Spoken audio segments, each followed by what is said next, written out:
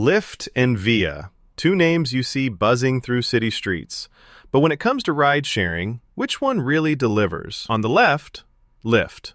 Fast, flexible, and everywhere across North America. On the right, Via, the urban commuter's shared ride specialist in select cities. Let's skip the buzzwords and get to the real stuff. Each category earns points, and at the end, you'll see exactly who comes out on top. The result might not be what you expect. All right, here's the game plan. I'm going to break this down across 6 main categories.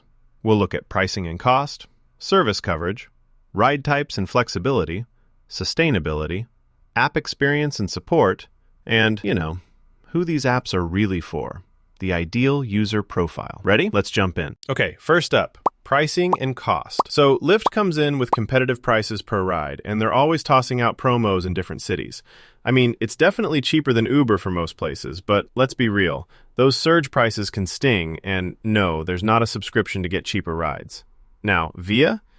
This is where things get a little interesting. Via's shared rides are seriously cheap, especially if you grab a Via pass. That pass gives you up to 4 rides a day for one flat rate, and if you go over, extra rides are super discounted.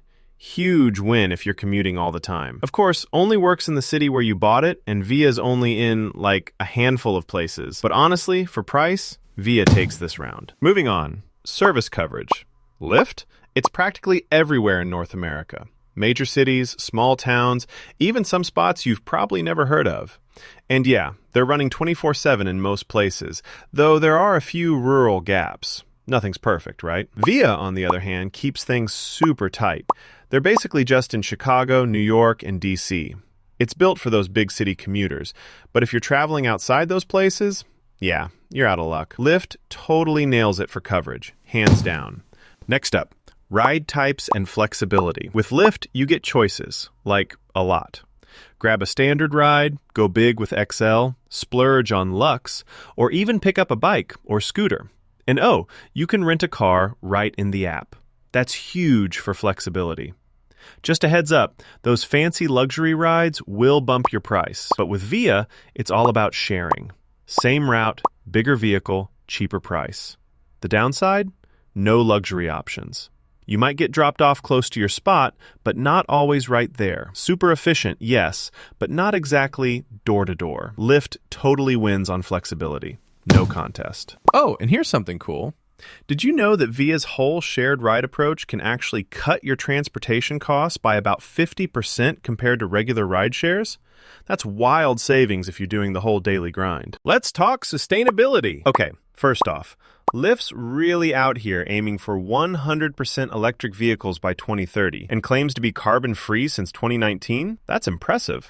They mix in bikes, scooters, just all kinds of green moves. Still, they're not all EVs yet, but you gotta admit, they're pushing harder than most. Via's cool too. Rides are shared, fewer cars on the road per person, so obviously reduced carbon. But as far as a big public push, no hefty EV targets. Honestly, in terms of impact and ambition, I'm giving the green crown to Lyft. Now let's look at app experience and support. You open up Lyft and it's pretty smooth. The app's easy, real-time tracking, navigation alerts, and they've got nice touches for drivers too.